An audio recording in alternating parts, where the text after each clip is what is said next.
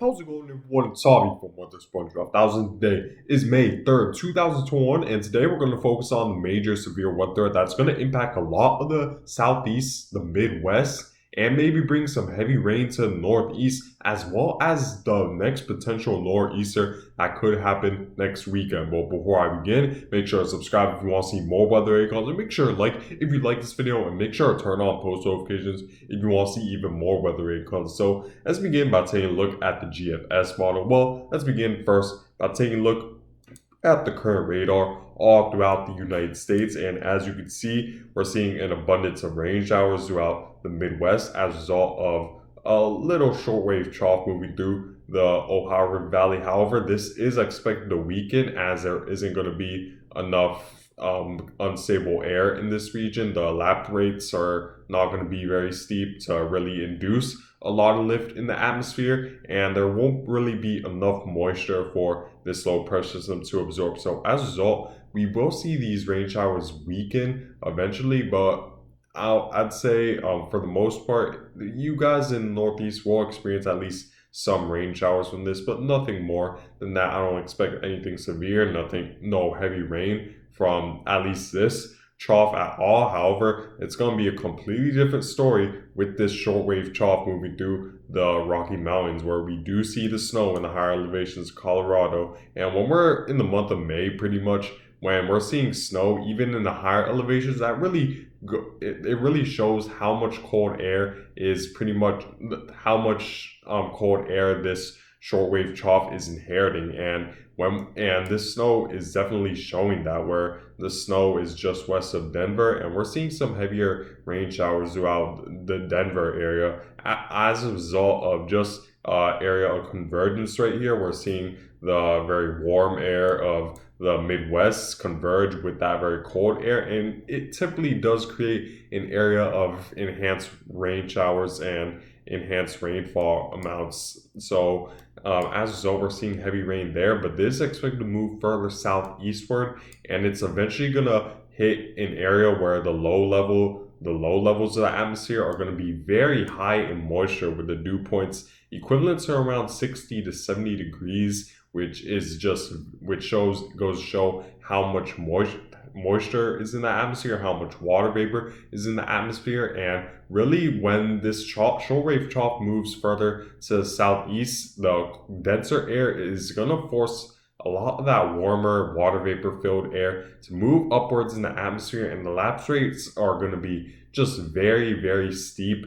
once this shortwave troughs move to the southeast. And that's going to encourage just a lot of thunderstorm activity, a lot of lift in the atmosphere, and we're going to see around moderate to maybe high buoyant levels when it comes to the water vapor and the air molecules right around the southeast, where there's going to be just a lot of lift and convective available potential energy throughout the southeast to induce a lot of these thunderstorms. We are seeing a couple thunderstorms right now, but they are considered severe, obviously, because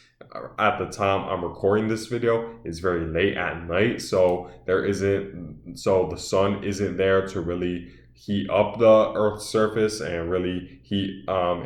get some convection going in a lot of the United States. However, of course, that will change once this trough encounters more of that warm air, and once the sun rises, and we're going to see that shortwave radiation really heat up the ground to get things going when it comes to severe weather. So let's first take a look at the GFS model. You see the rain showers throughout the Midwest. If we continue to move forward, you see that the low pressure eventually does jump to the Midwest, where there's going to be just enough of a dip in the jet stream to induce just a slight area where the lift is going to be slightly more pronounced than, let's say, in this region, which is the reason why low pressures tend to jump, because when there's an area where the air pressure is lower, when the low pressure is very close to that area, it typically low pressures typically have a tendency to just jump into that area of lower pressure, because of course the air molecules surrounding this original low pressure system are going to get diverted into an area where the air pressure will be lower. So we're going to see that low pressure move to the Great Lakes region, and moving forward, you see that the jet stream continues to dip further southward, and we see that shortwave trough eventually move into Oklahoma and Texas. And you see there's a pretty pronounced dip right here when it comes to the temperature contours, and that represents just and that's going to set the stage for just a very unstable environment for a lot of the the Western Gulf Coast states to create a major severe weather moving forward. You see that we do see some heavier rain showers throughout the Ohio River Valley, pretty much right around the Ohio River Valley and Mississippi River Valley, where Missouri, Tennessee, Arkansas, and Kentucky are getting the worst of the severe thunderstorms throughout the southeast. And taking a look at the Futurecast radar to give you guys a better representation of where exactly those supercell thunderstorms will be. You see that Arkansas and Missouri and a lot of the Mississippi River Valley needs to pay close attention to this, because these storms could be extremely severe, and large hail and damaging winds will be the primary concern, and also tornadoes. You cannot rule that out, especially since there is just enough wind shear in the upper levels of the atmosphere to induce at least some rotation within the atmosphere to maybe induce a couple of tornadoes here and there throughout the southeast. But you see that eventually right around Tuesday afternoon, the thunderstorm activity rebounds, and it's impacting more of the Gulf Coast states like Louisiana, Mississippi, Alabama. However, at this point, I wouldn't say the severe weather will be as severe as, let's say, what Arkansas and Missouri is going to experience, because the jet stream won't be as pronounced. As you can see, while the jet stream does dip pretty far south, it isn't as, it won't be as pronounced as, let's say, what you're going to experience in the Midwest, in Arkansas, Missouri, and Kentucky, but it's still pronounced enough to produce a pretty good chance of severe weather throughout the Gulf Coast states. So you need to keep in mind that damaging winds, large hail, and tornadoes are certainly in the possibility for you guys. To show you guys how much lift there will be exactly in the atmosphere, because it'll really go show you how severe this weather event will be. Taking a look at that, let's move to the GFS model to take a look at the convective available potential energy amounts throughout the southeast from this shortwave trough that's going to be induced by this shortwave trough, and moving to the surface-based convective available potential energy. You're going to see that the values are going to be quite high. They're already quite high, where we're seeing a lot of energy in the atmosphere throughout Kansas, Oklahoma, Texas, where we're seeing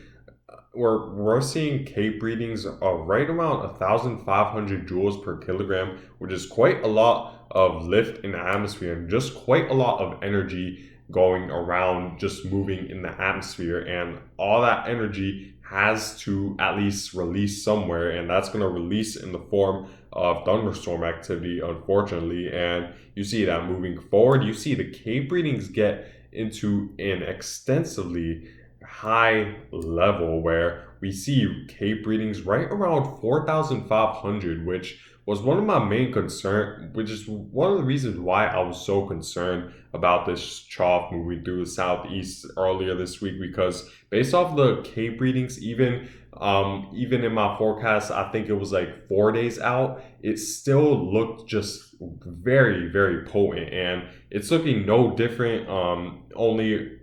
And we're forecasting this only around 24 hours out. So at this point, it's highly likely you guys in the southeast will experience a major severe weather threat throughout Arkansas,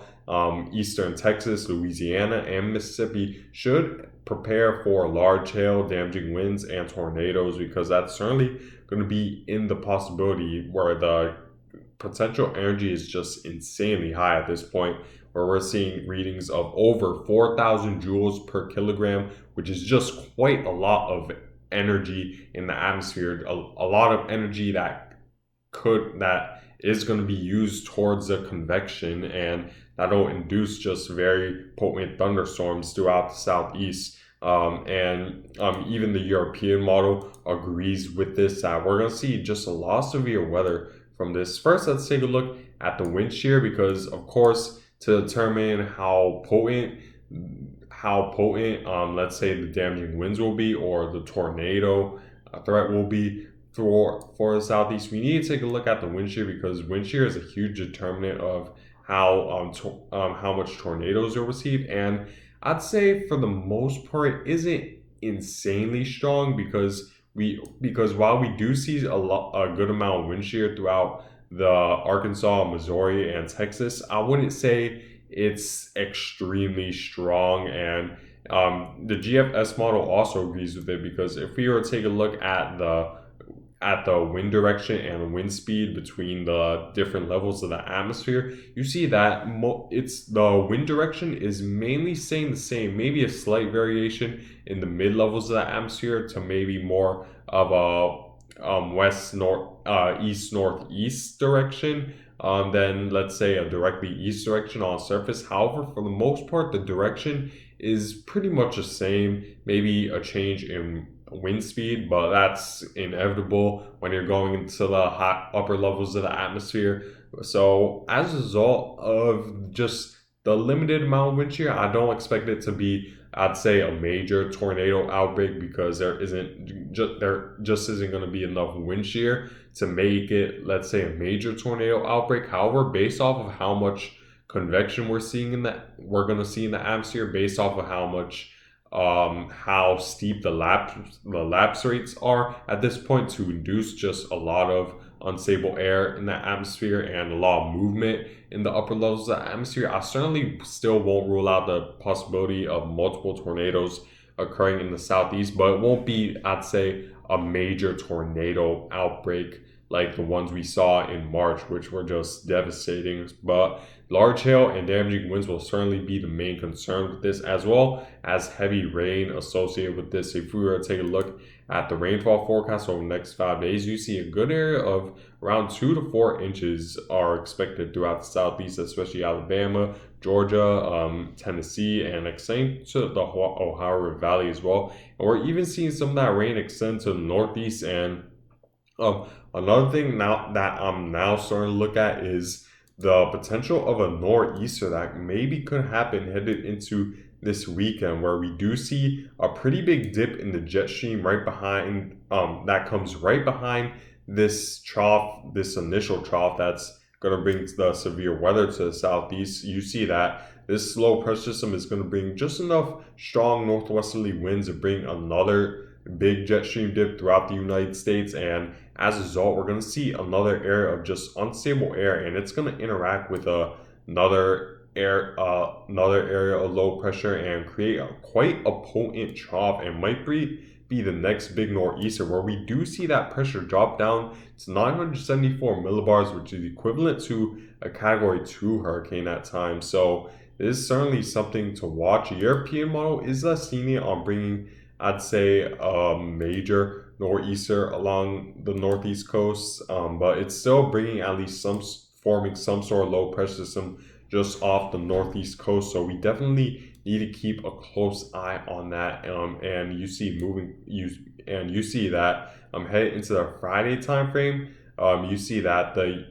European certainly is bringing a small low pressure system to the northeast, but isn't anything major, as I'd say as major as the GFS, but it's still at least something, and we need to keep a close eye on it to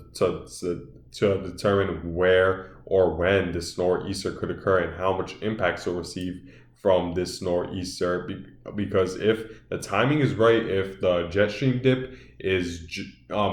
dips just far south enough to where the denser air will be able to interact with the lower pressure air, then we could see a major nor'easter along northeast. However, if the jet stream dip isn't as pronounced and we don't see that interaction between the colder air and the warmer core